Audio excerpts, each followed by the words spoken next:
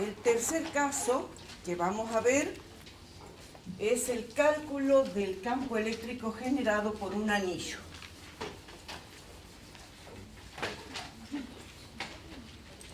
Un anillo metálico que sería más o menos una cosa así. ¿Está bien? Un anillo metálico. Entonces,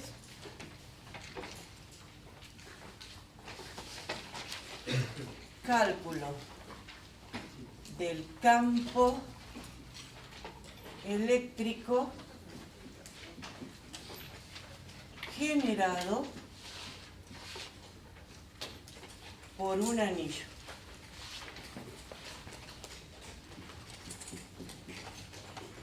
Entonces, representemos el anillo de esta forma. El anillo tiene un eje y sobre este eje vamos a elegir al azar un punto como este que esté a una distancia X, vamos a poner así, del centro del anillo, y supongamos que este sea el eje Y y el eje Z sería, por ejemplo, este, ¿sí? ¿Se entiende? Donde el radio de este anillo le vamos a llamar como siempre A, para que sepan que es algo fijo, ¿sí? Ese radio puede ser 10 centímetros, 20 centímetros, en fin, lo que fuera necesario, pero es algo fijo, no se va a cambiar. Lo que sí va a cambiar es la distancia al punto donde nosotros queremos evaluar el campo eléctrico. Tomemos un elemento de carga. Por supuesto, el anillo está cargado totalmente y vamos a tomar nosotros un elemento diferencial de carga en el extremo, en el diámetro que está hacia arriba y cuya distancia al punto P sea este N. Este campo, recuerden que les conté que siempre tiene la dirección y la línea de la recta de acción que une el punto con el elemento de carga, ¿está bien? Entonces este va a ser mi diferencial de campo, que por ser inclinado va a tener una componente en la dirección del eje que hemos llamado X, o sea que este va a ser mi diferencial de campo en la dirección X, porque este era el eje X, ¿sí? Y una componente perpendicular que va a ser, le vamos a llamar en Y, el diferencial de campo en la dirección Y. ¿Qué me decía la ley de Coulomb? La ley de Coulomb me dice que el campo eléctrico, en este caso diferencial, es igual a K por la carga, que en este caso es un diferencial, dividida la distancia al cuadrado. ¿Sí? Y por supuesto que esto hay que multiplicarlo por el versor en la dirección del radio vector posición, que ya sabemos que este radio vector posición tiene, en este caso, dos componentes, en el eje X y en el eje Y. ¿Está bien? Entonces, veamos. Fíjense, entonces voy a decir, la componente en X va a ser igual a K por diferencial de Q por el coseno, a ver si el ángulo que conozco, que lo puedo conocer porque conozco el radio del anillo y conozco la distancia X, entonces si este ángulo θ lo puedo conocer, este ángulo por opuestos por el vértice se repite acá, entonces la componente horizontal va a ser multiplicada por el coseno de θ y dividido R al cuadrado. ¿Sí? Veamos ahora qué pasa con la componente en Y, es decir, sería la componente perpendicular, lo vamos a representar así, la componente perpendicular al eje del anillo. En este caso, fíjense, también va a ser K por diferencial de Q sobre R cuadrado, pero esta componente la tenemos que multiplicar por el seno del ángulo θ. Al igual que en el caso que vimos del hilo la clase pasada, para calcular el campo total necesito integrar estas dos componentes a lo largo de toda la circunferencia del anillo. Por lo tanto, vamos a decir entonces que la componente en X va a ser igual a la integral entre 0 y la carga total de K por diferencial de Q por coseno de θ sobre R al cuadrado. Y aquí también se nos presenta la dificultad de tener que hacer sustitución de variables porque tenemos que poner todo en una sola variable para poder integrar. Entonces, ¿qué decimos? Fíjense, R es la raíz cuadrada de A al cuadrado más X al cuadrado. ¿Estamos de acuerdo?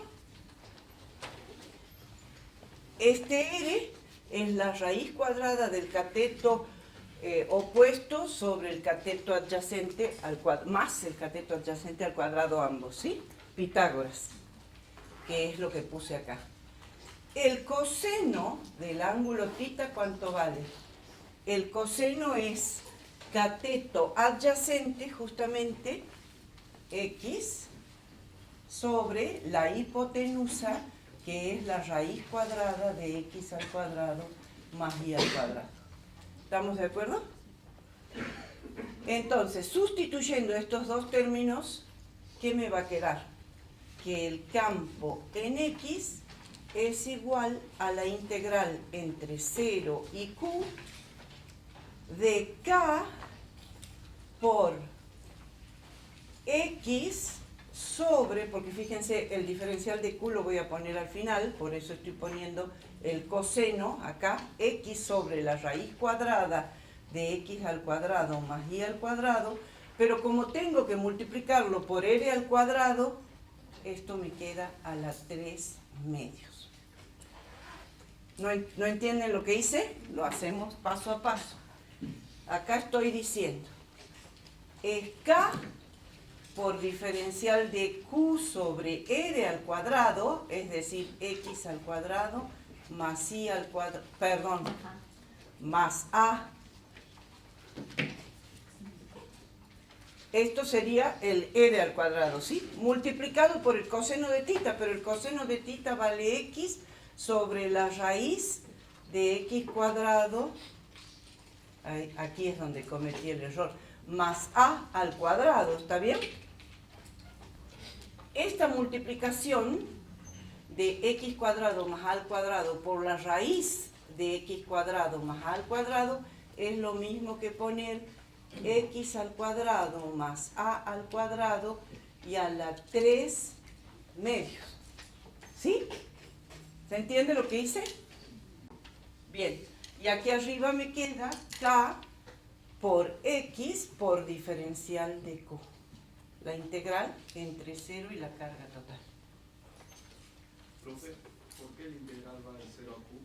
Porque mi variable es la carga, que empieza siendo un elementito diferencial y cuando dé toda la vuelta va a ser la carga total. ¿Sí? En este, entre 0 y 2 pi va a ser la carga total. ¿Se entiende? Bien. En definitiva, el campo en este punto P a una distancia X, el campo en la componente X, o sea que viene a ser la componente en la dirección del eje, vale K por la carga total Q por la distancia X sobre X al cuadrado más A al cuadrado y a la 3 medios. Ahora, ¿qué pasa con la componente perpendicular? La componente perpendicular, el campo en la dirección Y, sería la integral entre 0 y Q de lo mismo, pero por el seno del ángulo comprendido, ¿sí?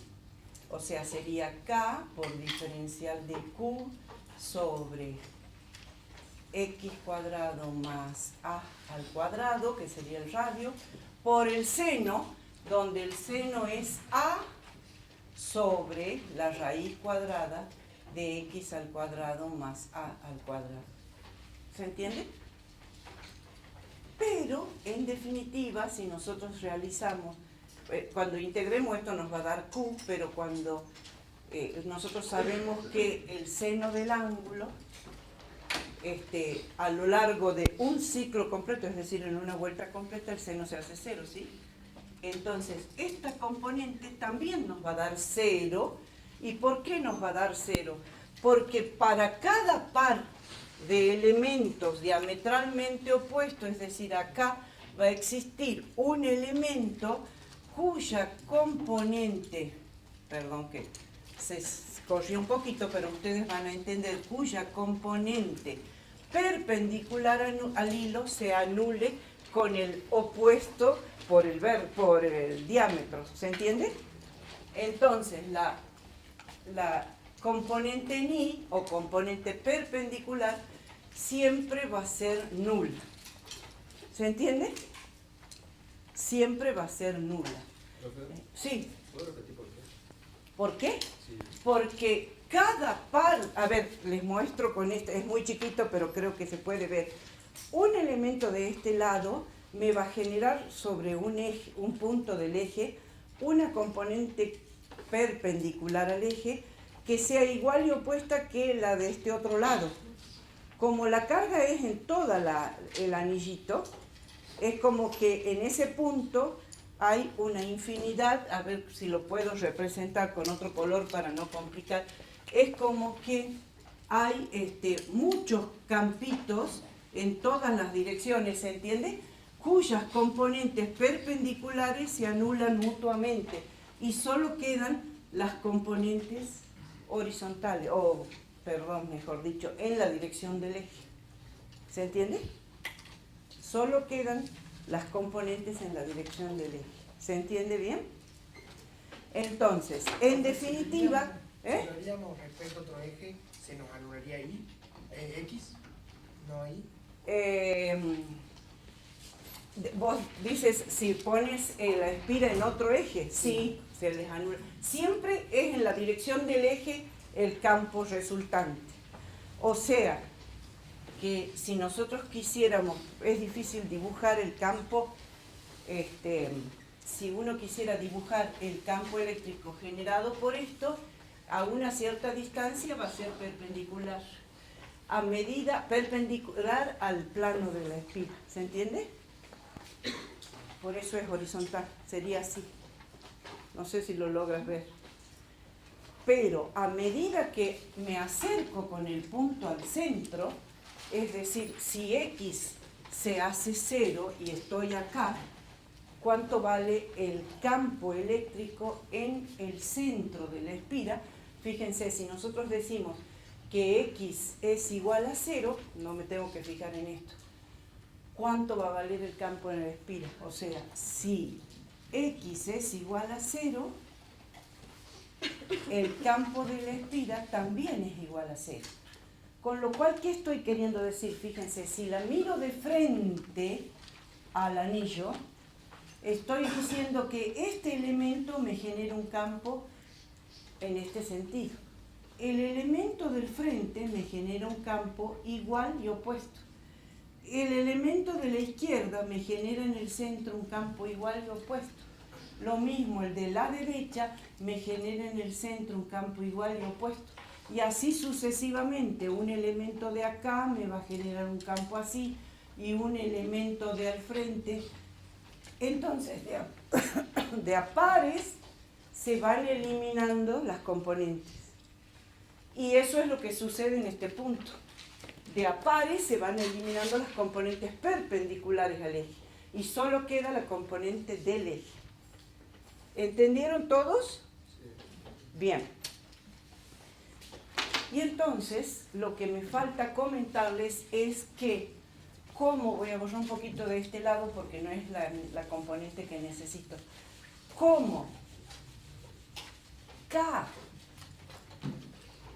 habíamos dicho el primer día, que como K es igual a 1 sobre 4 pi epsilon 0, en definitiva, el campo eléctrico del anillo es igual a Q por X sobre 4 pi epsilon 0 por X al cuadrado más A al cuadrado y a la 3 medios.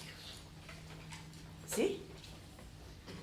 En el caso del hilo, que no se los dije, este era el campo del anillo. En el caso del hilo, ¿se acuerdan que era 2K por lambda? En ese caso el campo va a ser lambda sobre 2pi epsilon 0 L. ¿Sí? ¿O quieren que lo pongamos todo y lo simplifiquemos? ¿Por qué queda? O sea, dije que el campo del hilo era 2 veces K por lambda sobre L. Como K es 1 sobre 4pi, me quedaría 2 por 1 sobre 4pi epsilon 0 lambda L. Este se simplifica con este, perdón. ¿Sí? Bueno, en este caso puse R al A, ¿no? Pero es lo mismo.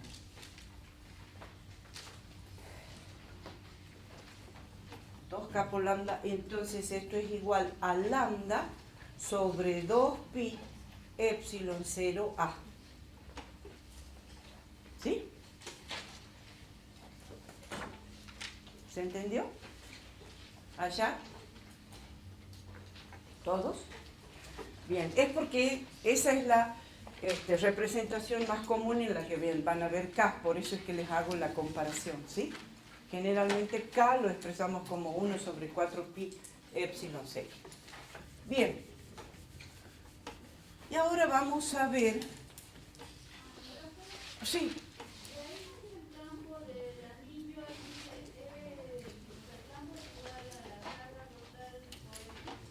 Ese es el campo del anillo, pasado con el K puesto en función del epsilon 0.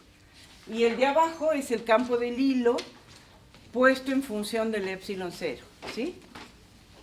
Bien.